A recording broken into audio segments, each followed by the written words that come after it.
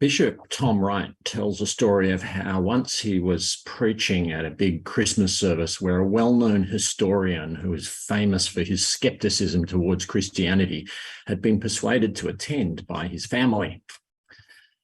Afterwards, says Bishop Tom, he approached me all smiles. "I finally worked out," he declared, "why people like Christmas." "Really?" Bishop Tom said. "Do tell me."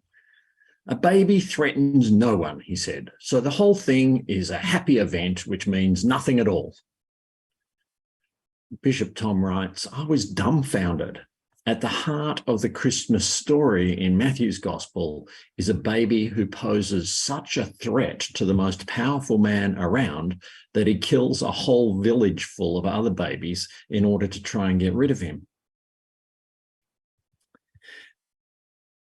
The thing that struck me as I read Bishop Tom's story is that they're both right. Bishop Tom is certainly right about the dark and dangerous stories in the Gospel, but unfortunately, I think the skeptical historian was right too.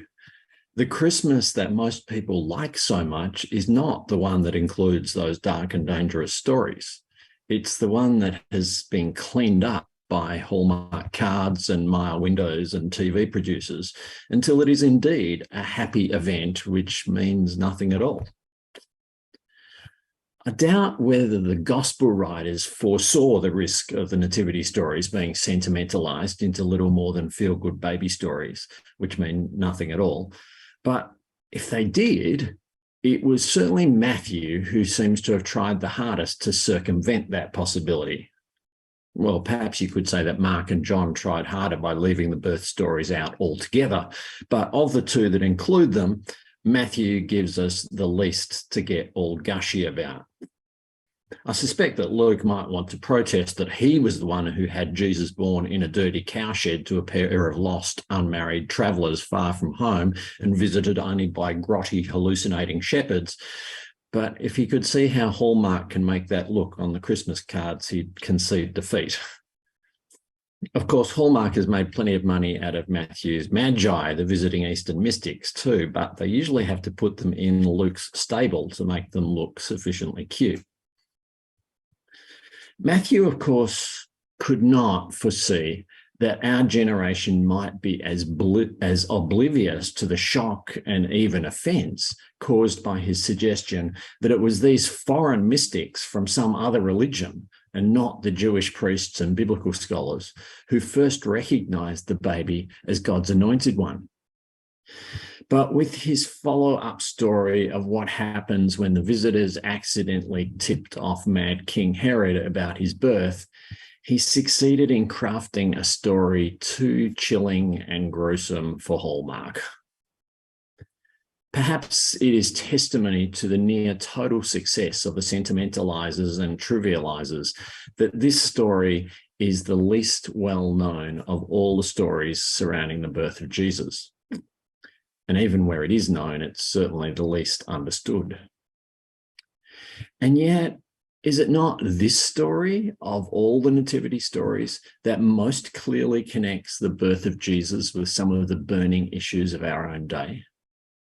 A generation of children stolen from their families on the say-so of the government of the day. Refugees fleeing violent repression and seeking asylum in other countries. Governments employing massive violence to achieve political ends, killing large numbers of people in an attempt to hunt down just one, and explaining away civilian deaths as justifiable collateral damage.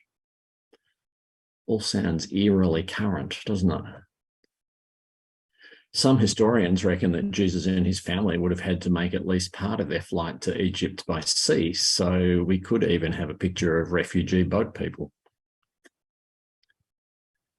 Not only is this story the one that makes the strongest connections between the nativity and the harsh realities of the world, it's also the story that most clearly relates the birth of Jesus to the bigger themes of his mission in the world. It is, you could say, the story that connects the Christmas faith directly to the Easter faith.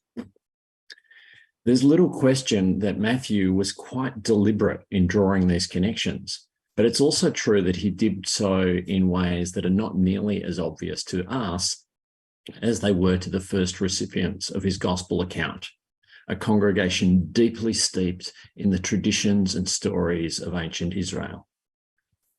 Because rather than draw the lines directly from Christmas to Easter, Matthew links the birth stories to some of the most important ancient Jewish stories, stories which the early Christians were more used to drawing on to illustrate the saving significance of the Easter events. Let me put on my teacher's hat for a minute and show you how Matthew does this. The central character in most of Matthew's version of the birth stories is Joseph, unlike Luke's account, which is much more interested in Mary. In Matthew's account, the angel announces the birth to Joseph in a dream. In tonight's story, Joseph has 3 more dreams in which he receives messages from God, telling him to take his wife and baby to Egypt, telling him to bring them back again, and telling them not to settle back in Judea, but to move north to Galilee, where they settled in Nazareth. Now, already for a hero who is fluent in Hebrew folklore, or perhaps even for heroes who have recently attended a production of Andrew Lloyd Webber's Joseph and His Technicolor Dreamcoat, some memories are being evoked. This is not the first dreamer named Joseph who has taken his family to Egypt to avoid death. More than 1,000 years earlier, a man named Joseph, renowned for his ability to interpret dreams, had taken his aging father Jacob and his 11 brothers and their families to Egypt to avoid death in a terrible famine. Egypt has always had a crucial place in Jewish self-understanding. To the Jewish mind, Egypt evoked images of slavery, of oppression, of suffering. And the story of coming out of Egypt was, to the Jewish mind, the central story of the birth of the nation. It was the great liberation, the defining event of God's decisive action for his chosen people, bringing them out of captivity and leading them to a new hope, a new future, a promised land. And this central story, the coming out of Egypt, had a central hero too, Moses. A central hero who the legends suggested was specially protected from birth. For when Moses was only a baby, a wicked king decreed that all male Hebrew babies under the age of 2 were to be killed.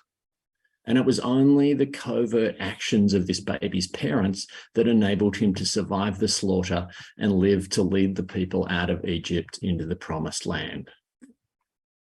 So the story of the flight to Egypt and the return from there was about a whole lot more than just a very obscure prophecy about calling a son out of Egypt. And the story of the slaughter of the infants was about a whole lot more than just Jeremiah's picture of grieving mothers. These stories tap straight into the most treasured and identity-defining stories in Hebrew folklore. Every Jewish family recited and partially enacted the stories of the escape from Egypt every year at Passover.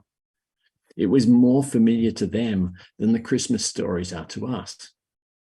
Every Hebrew kid grew up on stories of Moses floating in the bulrushes to avoid the slaughter of the infants, and of the grown-up Moses coming out of hiding after the death of the king who had sought to kill him. Matthew's readers and listeners were not going to miss his blatant cross-referencing to stories of the central figure in the great liberation of God's people. Jesus, Matthew is saying, is God's chosen agent of liberation, just as Moses was. And there is no doubt that the people were looking for another liberator. For more than 400 years, Israel had been under the thumb of foreign powers. First the Assyrians, then the Babylonians, then the Persians, then the Greeks, and now the Romans.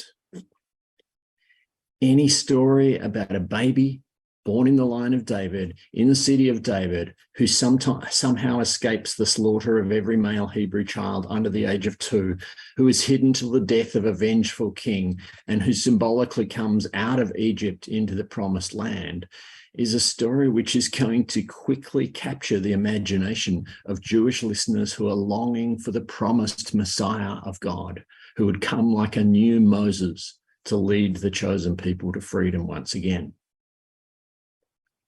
And so in its context, Matthew's message was a real message of hope, loaded with signs of promise. It was a message of real good news for a real oppressed people. God is acting in history again, just as in the time of Moses. God has heard the cries of the suffering and seen the injustice that his people are being subjected to, and has anointed a liberator to cast off the yoke of oppression and lead them to freedom. And as Matthew will tell us later, unlike Moses, this liberator will be with us forever. Matthew's story starts with the promise of Emmanuel, God is with us, and closes 28 chapters later with the promise repeated, lo, I am with you always, even to the end of the age. This act of liberation is not a one-off event that can be completed in one place in one lifetime. This act of liberation may have begun with the baby in Bethlehem, but it is to be continued by all those who would bear the name of Christ in every place where there is suffering, distress, injustice, poverty, despair, and oppression. Now, while we see Matthew drawing connections here between these ancient liberation stories and the Christmas stories, we are more familiar with drawing their connections to the events of Jesus' death and resurrection. We make connections between the Passover and the Last Supper. We make connections between the waters of baptism and the crossing of the Red Sea. We speak of Jesus passing through the deep waters of death to lead us from slavery into the promised land of God's resurrection life. And you can hear those connections being drawn in the reading that we heard from the letter to the Hebrews, where the writer speaks of Jesus sharing our flesh and blood so that through death, he might destroy the one who has the power of death and free those who all their lives were held in slavery by the fear of death. So it's by connecting the birth stories to these stories that Matthew illuminates the significance of the birth of Jesus for a faith that is centered on the stories of his death and resurrection. And in the process, he illuminates for us how we can stand around the Lord's table and not only meaningfully call to memory the stories of both ends of Christ's life, but also call to mind and prayer all those who have lost home or family or children or freedom to the violence of the world's powermongers.